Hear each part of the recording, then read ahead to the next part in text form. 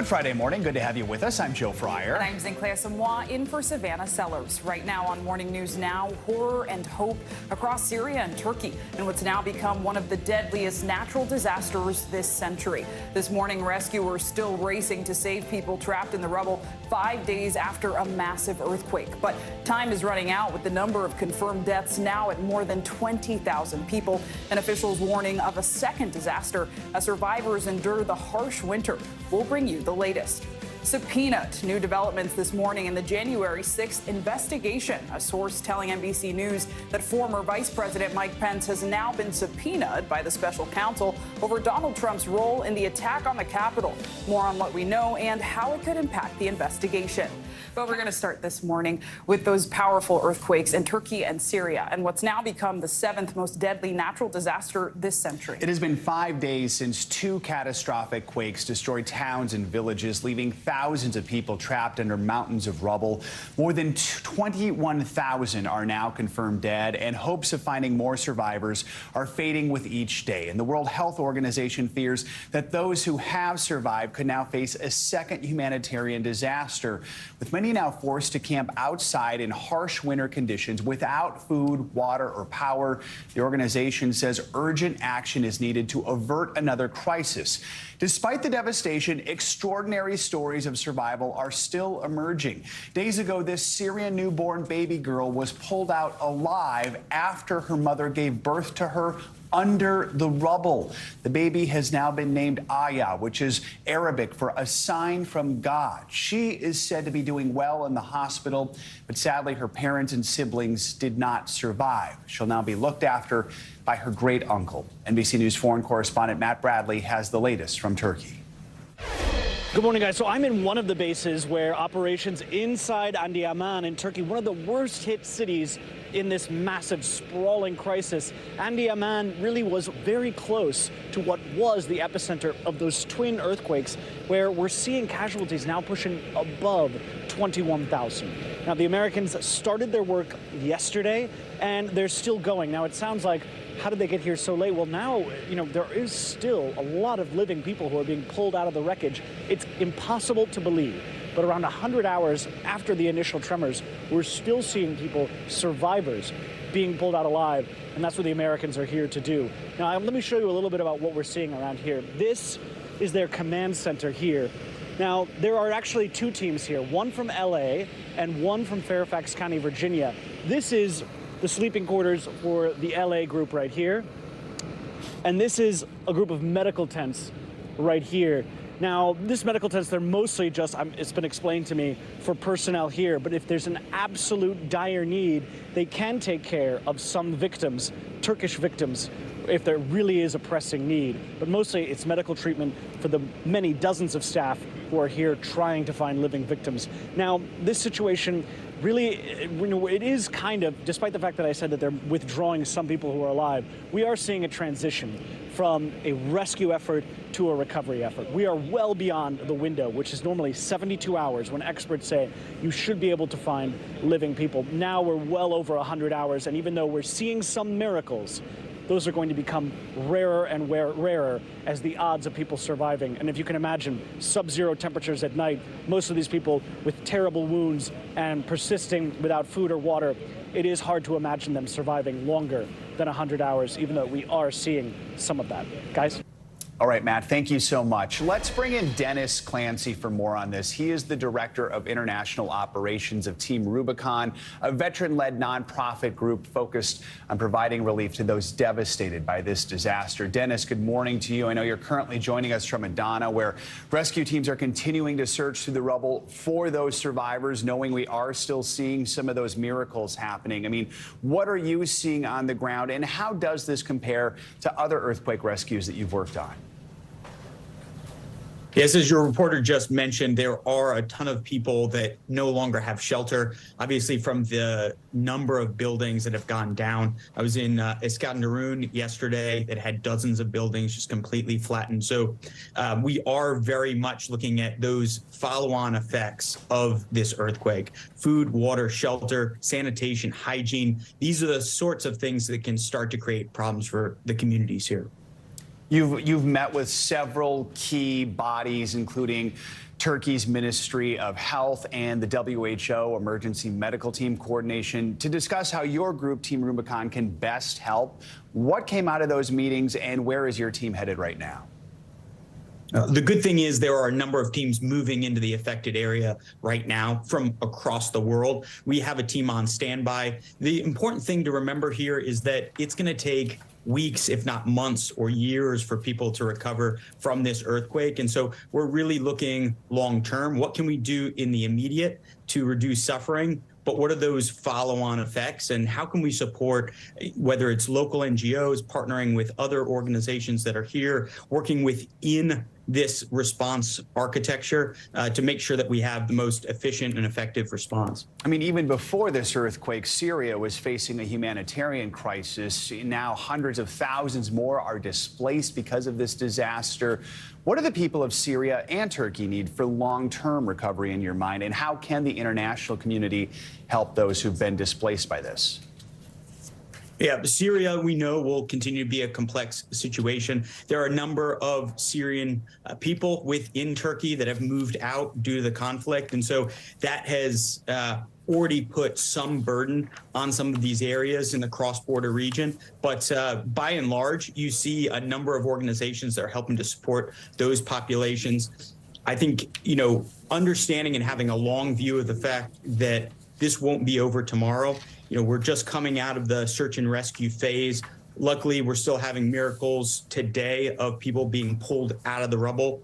But there's very much a long-term play. We're not out of winter yet. We have a number of months to go. It's very cold. You have people out without shelter, without somewhere to live. And these are the problems that we need to tackle. Dennis Clancy, thank you so much for joining us this morning. And most of all, thank you for everything you're doing to try and help right now and raise awareness. We appreciate it. Former Vice President Mike Pence has been subpoenaed by the special counsel that's investigating former President Trump's role in the January 6th attack on the Capitol. This is according to a source familiar with the matter. The special counsel was appointed last November by Attorney General Merrick Garland. For more on this, we're joined by NBC News White House correspondent Carol Lee, as well as NBC News legal analyst Danny Savalos. Good morning to you both. So, Carol, let's begin with you here. What do we know so far about this subpoena, and how did we get to this point in the investigation? Well, what we know is that this is a subpoena to the former vice president that's narrowly focused on January 6th. So the special counsel is investigating and looking at a number of different investigations regarding former President Trump.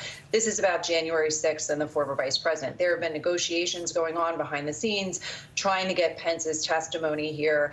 And so now this has culminated with a subpoena. And former Vice President Pence is one of the most, if not the most, important figures in the January 6th saga, in the sense that he's really the tip of the spear, particularly on that day. He would have knowledge about things that the former president said leading up to January 6th. He was the subject of public and private pressure from former President Trump that really ramped up in the hours before and days before January 6th, when all of those other avenues that former President Trump tried, legal avenues and others, to overturn the election results really failed. And so the fact that the special counsel, and Danny knows more about this than I do, but it suggests, because there's been subpoenas of other lower level people in this investigation, the fact that they're now subpoenaing former Vice President Pence, it suggests that this is something that's getting closer and closer to a potential conclusion. Danny, your name was brought up, so we'll ask you here. I mean, what exactly is special counsel Jack Smith's role here, and what do you think we can expect moving forward? Carol's exactly right. The former VP is the VIP of Jack Smith's investigation. And if he's following the prosecutor's playbook, Jack Smith is waiting until the very end to bring in Mike Pence after he's gotten all the other interesting information, so that he can have a very, very large stack of yellow notepads full of questions, and that there's no doubt in his mind that once Pence leaves the room, he's asked him every single question, information that he's gotten from other witnesses. Does this herald that we may be near the end of the Jack Smith portion of the investigation? Maybe. But the fact that he is subpoenaing Pence tells us that he thinks Pence has information that you might say the January 6th committee either decided would be too hard to get, or that they thought maybe they didn't need. I find that hard to believe. I think in a perfect world, the January 6th committee would have liked to talk to Pence, but I think they decided it would be just too much of a battle. Jack Smith doesn't have that problem. A subpoena from Jack Smith's team is much more powerful than a subpoena from Congress, as we've all learned in the last 6 years. Yeah, I mean, while we're on this, Carol, the January 6th committee devoted an entire hearing to Vice President Pence's role on that day and the pressure put on him by President Trump. So remind us of what we learned exactly. Yeah, it really underscores just how important former Vice President Pence is here. And what we learned that day, some of it we knew because the former Vice President has written a book where he talked about this. He wrote an op-ed in the Wall Street Journal where he talked about some of this. But it really put all the pieces together in that hearing. And particularly on that day, we know there was a very tense phone call between former President Trump and the vice president at that time in the morning of January 6th. We know that according to Pence aides and Pence, that he had told former President Trump that it was illegal for him to interfere with the electoral results. And so there was this tense back and forth. The other thing that former Vice President offers is that he would have had a window into whether or not President Trump at the time believed that he had lost the election and was just trying to overturn it. And so one of the questions that will hang over this is how much executive privilege, for instance, the former vice president might invoke and how the Trump team may or may not try to interfere in that space. But there's a lot that's already known, but there are still questions that perhaps the public is not privy to, that were aired in those hearings that the special counsel would be very interested in learning about. So, Danny, quickly, what are some of the potential consequences that the former vice president could face in this investigation? Starting with politically, I think Pence is trying to thread a needle, that he was someone who valued duty not to the president himself, but to the institution. But legally, I don't see a lot of severe consequences for Pence. I can't imagine there is any kind of criminal responsibility for January 6th. Pence, in criminal terms, would be the victim. He would be the complainant in that case because he was the one whose life was threatened. And then you go to the documents issue. I rather think that the news that even Pence had classified documents in his possession is diluting the whole classified documents issue. It's raising the specter of, hey, is everybody doing this? Because if everybody's doing it, maybe it's not as big of a deal. So in terms of legal consequences, there are always possibilities when you're subpoenaed to give your testimony or come talk to law enforcement. There's always the possibility that you may catapult yourself from a mere witness to a target of an investigation. That's always the case, whether you're the VP or just a regular Joe. Yeah. So there's that possibility, but I put it at 1%, maybe 2% for Pence. All right. Good analysis, Danny Savalas. Thank you. And Carol.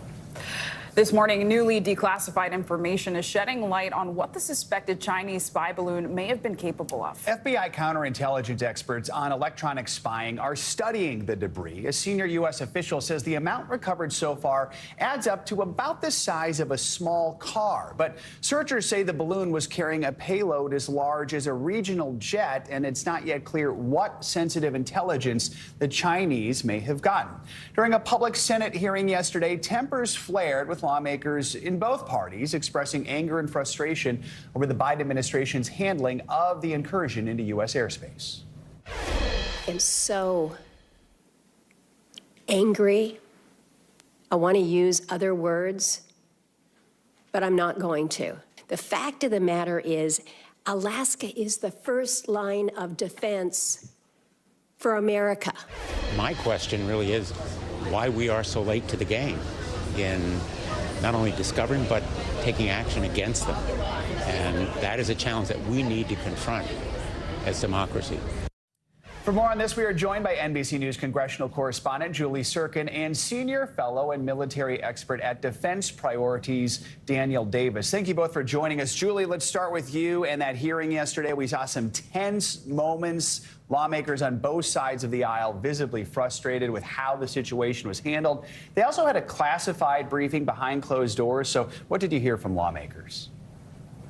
Yeah, and this was in many ways their first chance to grill officials from the State Department, from Defense, grill them primarily on the question of if this happens again, are we prepared to deal with it? And that's the question not only coming from Republicans, but also from Democrats, as you heard from Senator Tester, who led that Defense Appropriations Subcommittee hearing into this issue. I mean, You can imagine how much more tense this would have been if Republicans had led the first hearing in the House. But it really tells you a lot that Tester was angry. He said he didn't want this balloon flying over Montana, much less the rest of the U.S. And then following that hearing, we had the classified briefing in which they were able to ask officials more sensitive questions. Many, they didn't get answers into that public hearing portion of the day. I want you to take a listen to what Senator Tester had to say, and that what Senator Daines, a fellow Montana senator, had to say after that classified briefing. Watch.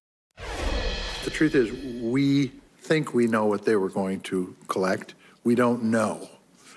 That scares the hell out of me. Because quite frankly, I'll just tell you, I don't want a damn balloon going across the United States. Guarantee you, they could have taken that balloon down, that spy balloon, and the greatest risk would have been hitting a cow, a prairie dog, or an antelope.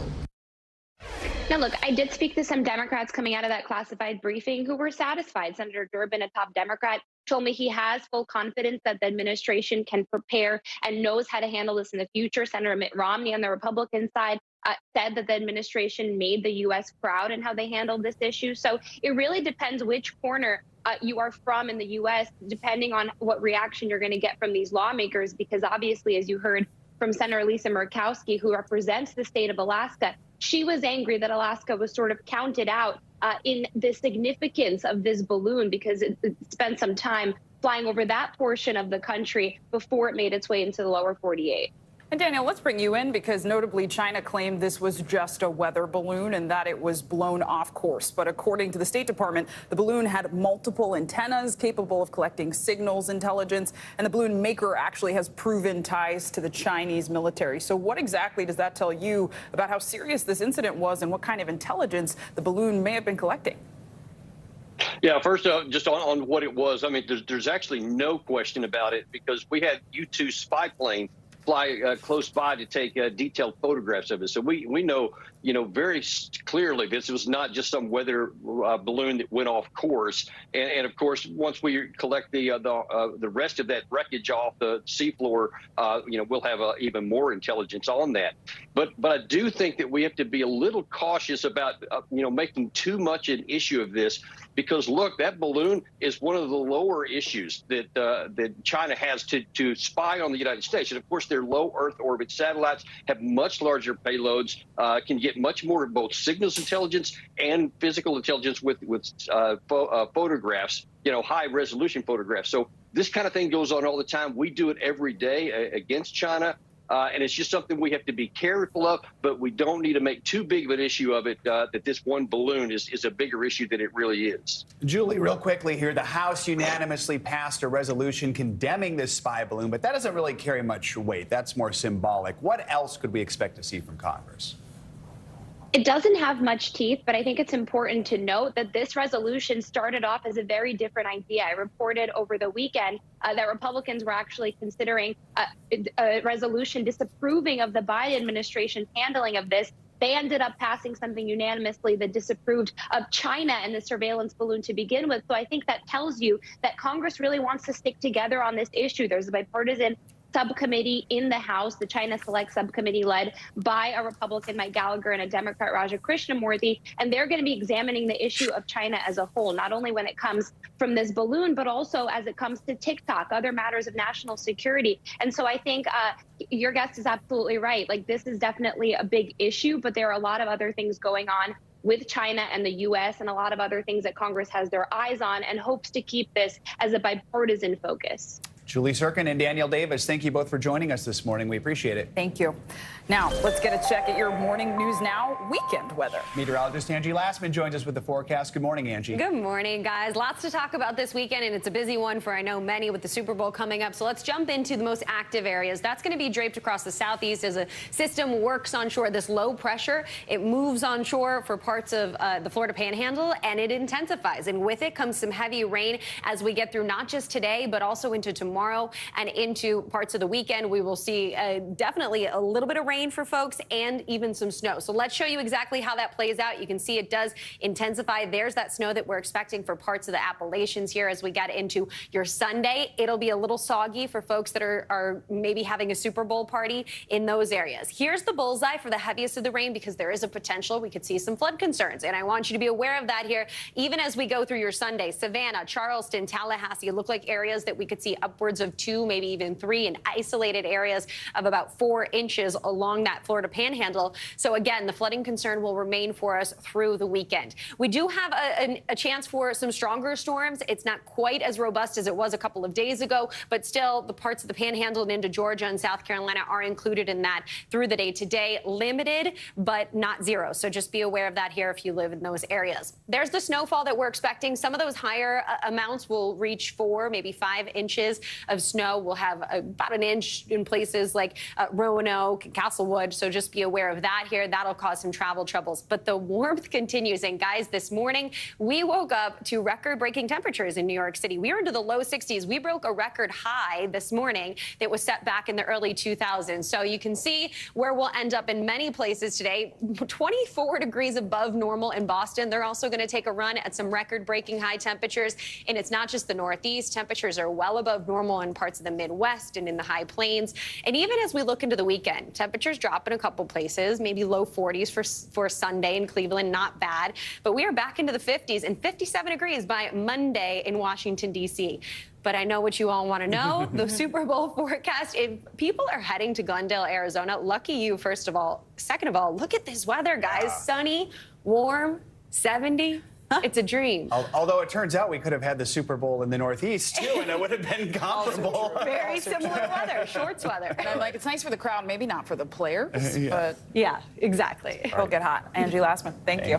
Coming up on Morning News Now, an apology and a promise from Southwest Airlines executives after that travel nightmare over the holidays. After the break, more from their testimony before Congress and what the airline had to say about all those canceled flights that left thousands of people stranded for Christmas. We'll be right back.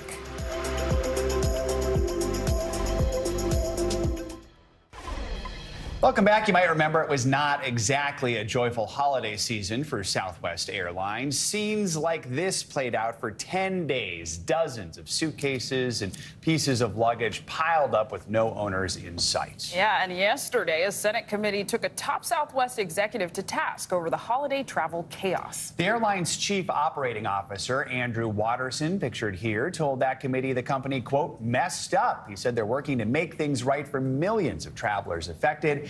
NBC News senior congressional correspondent Garrett Haake has more on his testimony. Southwest Airlines in the congressional hot seat, facing questions about the Christmas week meltdown that caused coast-to-coast travel mayhem. Let me be clear, we messed up. That disruption, 10 days of cascading cancellations, nearly 17,000 flights, affecting more than 2 million passengers. They canceled my flight after being here for 6 hours. I spent the night here at the airport. They offered nothing. I want to sincerely and humbly apologize. Southwest Chief Operating Officer asked to explain how other airlines weathered the winter storm, which brought Southwest to its knees. The disruption changed from a weather event that all airlines experienced to a crew event that was unique to us. The head of the company's pilots union testifying that Southwest ignored warnings about their aging internal systems. It got so chaotic, pilots were getting messages like these in the cockpit, asking things like who was operating the flight. What our pilots saw and have known for years is that Southwest struggles to manage nearly any disruption, regardless of the cause. Southwest investing more than $1 billion in technology improvements. The company's CEO telling Lester they'll do whatever is necessary to prevent a repeat. Could this happen again? Well, we'll do everything short-term, now, immediate, long-term to make sure that this does not happen again. Cold comfort for passengers like Hope Grandin, whose Christmas trip from Seattle to Memphis left her stranded in Denver for 4 days, then separated from her luggage for 2 weeks. We waited in line for over 3.5 hours to rebook in person, only to have that rebooked flight also cancel. Southwest still processing refunds. What do you say to people who miss weddings or Christmases, things you can't give them back? We're terribly sorry, but no amount of sorry, I understand, can make up for their lost time. All we can do is make up for their lost money. Garrett in Washington, thank you so much. Now to international headlines and breaking news out of Ukraine, where we're learning about a new wave of missile strikes this morning. Claudio Lavaga joins us now from Rome with that and more. Good morning, Claudio. Good morning. According to Reuters, at least 17 Russian missiles have hit the city of Zaporizhzhia today in what is considered to be the biggest attack since Russia invaded Ukraine last year. Now, the strikes targeted energy infrastructures, causing major emergency power outages for millions. Local officials say water supplies were also hit in some areas. Now to South Africa, where President Cyril Ramaphosa has declared a national state of disaster over the country's electricity crisis. Rolling blackouts have left South Africa without power for up to almost 12 hours a day over the past 3 months. The president says that the disaster declaration will limit regulatory requirements and accelerate energy projects to aid the crisis. Finally, to India, where the government wants people to hug a cow this Valentine's Day. A state-run animal I'm sorry, but this is too funny. I can't even read it. Welfare board is encouraging citizens to hug a cow to promote Hindu values instead of celebrating the Western holiday. Cows are deeply respected in the Hindu community, where cow slaughter has even been banned in most states. Now, let's hope that the cow doesn't want a French kiss after that. That's that would be that. a bit messy. And that is a good point. I have to say, cow cuddling has actually become a thing here in America, too. Cow cuddling. Gotti Schwartz did a story on it last year. All so right. Well, if you find yourself a little lonely, go find a cow. All right, Claudio, thank you. Thank you. She's the embodiment of black girl magic. When we come back, we're going to introduce you to a teenage designer and activist with an incredibly impressive resume, plus how she's now working to empower others. We're back now with some financial headlines, and Adidas is warning investors of some major losses, all stemming from its dissolved Yeezy partnership. CNBC's Pippa Stevens joins us with that and other money news. Pippa, good morning. Good morning. Well, Adidas is warning that it could lose more than $1 billion in revenue this year if it can't sell its remaining stock of Yeezy shoes. The company decided in October to ditch the highly profitable Yeezy brand it had been operating with Kanye West since 2015 after he made a series of anti-Semitic remarks. In the worst-case scenario, Adidas says it would have to write off all the remaining inventory. And Hyundai is bringing back its subscription program for electric vehicles. It starts at $699 a month for the Kona Electric and $900 per month for the Ioniq 5. Customers are allowed 1,000 miles per month, and fees for going over the limit are clearly laid out. Hyundai says subscribers can cancel at any time, and the program costs about half of a daily car rental. And K-pop is popping. Shares of companies that manage popular K-pop artists and bands soaring in South Korea today. That says HYBE, the agency behind BTS, is buying a controlling stake in SM Entertainment, the firm that kickstarted the wave. SM Entertainment is also the company behind top K-pop bands like Super Junior and Red Velvet, the group that performed for North Korean leader Kim Jong-un in 2018 at the height of Korean diplomacy. Guys, back to you. Don't sleep on K-pop. I think that's the moral of the story there. Pippa Stevens, thank you so much. Get ready to take notes on this rising superstar. She is only 16, and she is already a powerhouse. That's right. Karis Rogers is a model, dancer, singer, actress, author, and the world's youngest designer to ever showcase her clothing line at New York Fashion Week. And she does it all while helping to empower her peers. Now, Karis is celebrating Black History Month by hosting a teen summit on Saturday in California called High Vibrations. It's giving teens the forum to discuss serious issues that affect them daily. And Karis joins us now to tell us more about this event. Karis, good morning. Good to have you with us. I mean, you are very impressive. That's quite the resume. You have a foundation, the Karis Rogers Foundation, holding the High Vibrations Teen Summit in partnership with the Genesee Center tomorrow in Los Angeles. What are some of the issues you plan to discuss, and what does it mean to be the keynote speaker? Oh, well, hey, y'all. And we're going to be having topics about depression, anxiety, teen healthy relationships, entrepreneurship, growing up as a child, not always feeling heard. And I think that it's super important for us teens to, get in rooms where we can state our opinions and not feel judged. So it's a place for us to come have fun, state our ideas, our opinions, and everything. And I'm just super excited. As you should be. I mean, Karis, you are so impressive, not just for all of your accomplishments and credentials, which we ran through, but for how you show up. It's really beautiful and powerful. And I understand you actually started a clothing line called Flexin' in My Complexion, a name that I love. So tell us about it and the positive message behind your brand. I started flexing in my complexion because I was being bullied for my dark skin color. So I wanted to create something that would inspire everyone just to love themselves and be who they are, and knowing that it doesn't matter what other people think of you, only what you think of yourself. So you have to always shine bright and hold your crown up high, period. Period. That is a lovely message. And speaking of messages, all right, so I'm always told, like, hey, you should write a book. And I'm like, oh, I haven't found time yet. You are 16 and you've written a book, and it's titled Shine Bright. Tell us more about it and what it's all about. Shine Bright is about a little girl named Imani, where she's experiencing colorism, racism, all in this one book. And I thought it was important for me to write something, especially for children, to, realize that you're not alone in these situations. It starts at home. So writing a book like this, I thought it was super important to, shed some light on colorism and racism and show people these are real issues and they should not be backdoored. And Karis, I mean, you've done so much, as Joe said, and you're just 16. What's inspiring you? What's motivating you and driving you to do all of this, not just for yourself, but for others?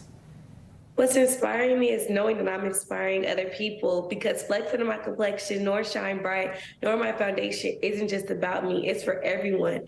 It's to help me gain confidence in myself. And I realized that instead of just helping me, I was helping hundreds of thousands of other people. And I feel like that's what keeps me going every single day.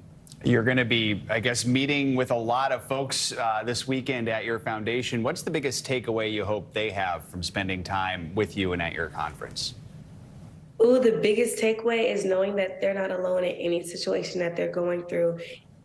Even though you may go through depression, you may go through anxiety, there's thousands of people that do the same thing. And I want you to know that you're not alone in those situations. And if you want to start a business, don't be afraid. No one can stop you but yourself. You have to be the one to strive for it. You have to be the one that wants it. So that's what I want them to take away.